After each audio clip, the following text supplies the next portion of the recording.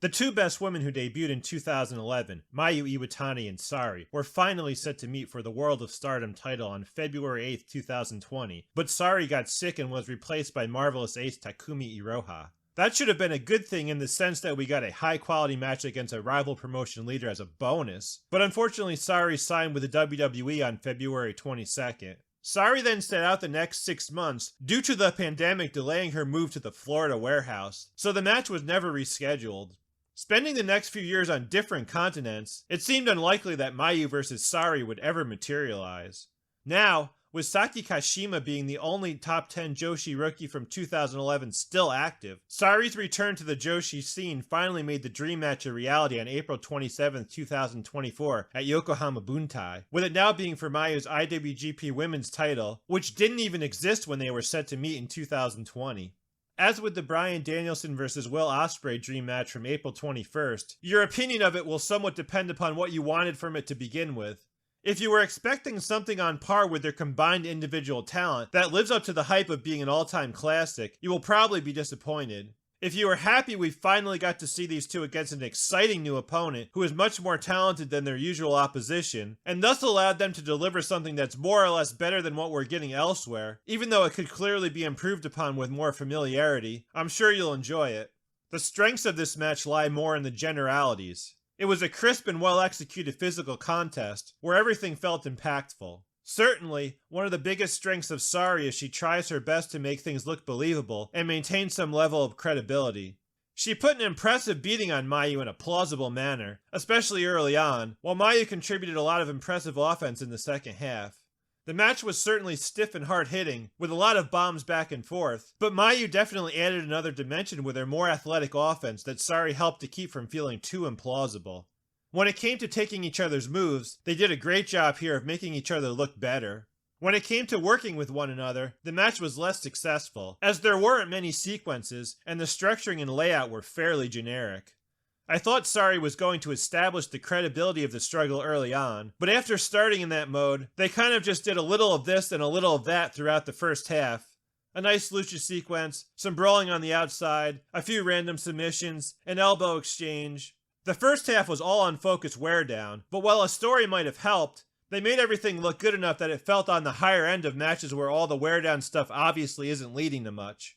Saree's match against Chihiro Hashimoto from her Sareeism Chapter 3 show on January 16, 2024 also felt somewhat unfocused, covering much of the same material, but that match was both more organic and compelling, while being less predictable, because Hashimoto offered more moment-to-moment resistance to what Sareee was trying to do, keeping her on her toes and making her work for her offense a lot more, rather than just selling until it was time for another big move as Mayu did here. Mayu still arguably answered Sareee better than Hashimoto did. However, the Hashimoto match felt more intense and less predictable, because Hashimoto answered Sareee more often and more consistently, whereas the Iwatani match felt more like the typical Stardom match, where they just take turns doing their thing back and forth, and then pretend mixing overselling and no-selling makes things dramatic.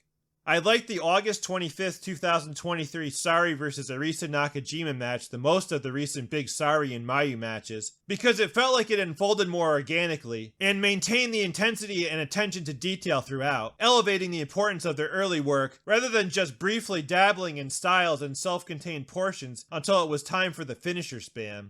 It was the most desperate, and thus dramatic of the bunch in general, and felt more like a war due to the brutality on display. I also thought Mayu vs. Shuri from January 4th, 2024 was better because it had the most action and they did a better job of escalating, feeling like they reached their highest gear, while I feel like Sareee vs. Mayu could have shifted higher if they pushed themselves beyond just exchanging finishers. Ultimately, this was the typical hard hitter puts zombie Mayu in peril stuff, just done a whole lot better because Sareee is actually a world-class opponent who is on, or right now probably actually above, Mayu's current level.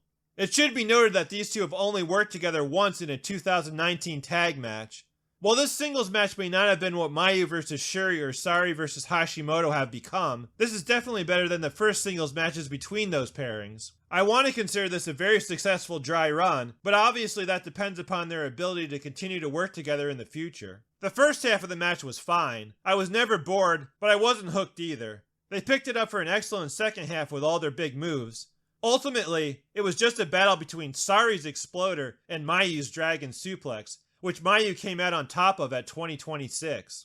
It was a huge upgrade over the very standard tag Sareee and Chihiro Hashimoto had with the Cosmic Angels in their first Stardom appearance of the year on March 9th, which practically felt like a handicap match in their favor because Saori Anou was hidden to the point that Natsupoi was usually working for her own comeback rather than the hot tag. You knew the outsider team was going to win, but they weren't even pushed or challenged in the slightest manner, so it didn't rise above the level of basically any reasonable tag match Sareee or Hashimoto have been involved in outside of Stardom. The September 2nd, 2023 Sendai Girls Tag Title match, where Chihiro Hashimoto and Yu defend against Dash Chisako and Hiroyo Matsumoto, is a recent recommended example of what Hashimoto can do with opponents that motivate her and force her to react. Another dream match that never took place and became impossible with Io Shirai signing with WWE was the subject of the post-match. Thunder Rock were supposed to face Best Friends in 2016 when they were the two best women's tag teams in the world. Tsukasa Fujimoto, finally returning from her 2-year maternity leave, showed up and said that Best Friends still want to face Mayu Iwatani before Arisa Nakajima sadly retires in August. Mayu refused the handicap match, then accepted the challenge when Tsukasa said she'd allow her to choose a partner. The most interesting option would be Sareee, who has been Arisa's partner in Tsukasa's absence. Even though Iwatani vs. Sareee fell a half-star below my expectations, I still have Mayu at the top of my 2024 women's match list for the Shuri match. If we can get a rematch against Sareee, and a tag match with Nakajima and Fujimoto, there should definitely be some interesting things for Mayu on the horizon. I give this match 3.5 out of 5 stars.